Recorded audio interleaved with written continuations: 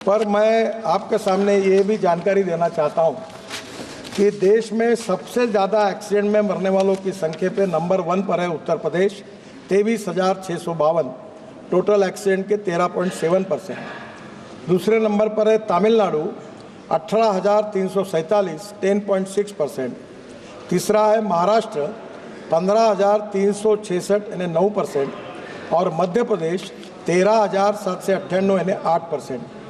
मैं विशेष रूप से इन चारों राज्यों के मुख्यमंत्रियों से, एक से या तो उत्तर प्रदेश के मुख्यमंत्री से मैं भी लखनऊ गया था, मेरी डिटेल बातचीत हुई, उन्होंने इसको सीरियसली लिया है। बाकी भी मुख्यमंत्रियों से बात करके इसके लिए कोशिश करेंगे।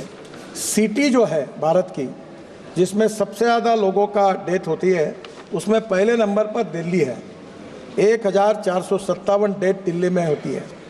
बेंगलोर में 915, जयपुर में 850। और मैं ये मानता हूँ कि इसके लिए रोड इंजीनियरिंग, ऑटोमोबाइल इंजीनियरिंग, ये 2 चीज़ें महत्वपूर्ण हैं। हमने ऑटोमोबाइल इंजीनियरिंग में भारत एनकैप करके रेटिंग शुरू कर दिया। इकोनॉमिक मॉडल में 6 एयर बैग्स लगने लगी, पूरे ऑटोमोबाइल सुधार कर दिए। रोड इंजीनियरिंग में कमियां थी, 40,000 करोड़ रुपए ब्लैक स्पॉट इंप्रूवमेंट के लिए हम खर्चा कर रहे हैं। काफ़ी ब्लैक स्पॉट्स हमने दूर किए। और मैंने 11 साल हुए इस मिनिस्ट्री में। स्वीडन ने 0 किया है, नो एक्सीडेंट।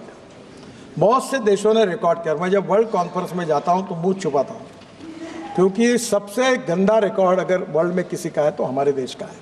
और मैं आपको बहुत ट्रांसपेरेंट हूँ, इसलिए सीधी बात बता देता हूँ कि मैंने ये कहा था कि 2024 समाप्त होने के पहले 50% डेथ और एक्सीडेंट हम कम करेंगे।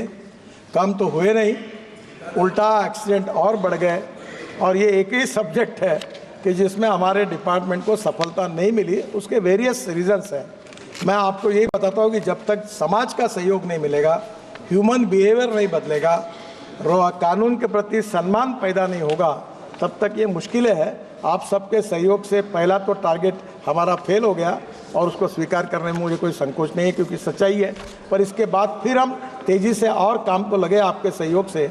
हम निश्चित रूप से आगे कोई टारगेट तो तय नहीं किया, पर कम करने की लगातार कोशिश करते हैं। और मैं इसलिए संवेदनशील हूँ कि मैं एक एक्सीडेंट का भुक्तभोगी हूँ। मैं लीडर ऑफ अपोजिशन था महाराष्ट्र में, विधानमंडल में, और पुलिस प्रोटेक्शन में पुलिस की सायरन वाली कार के साथ मेरे ड्राइवर को कैटरैक्ट था। मेरी पत्नी, मेरा बेटा और बेटी पूरे ट्रक के नीचे चले गए।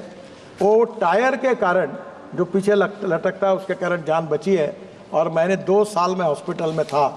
तो मैं इसके प्रति तो बहुत ही ज़्यादा संवेदनशील हूँ।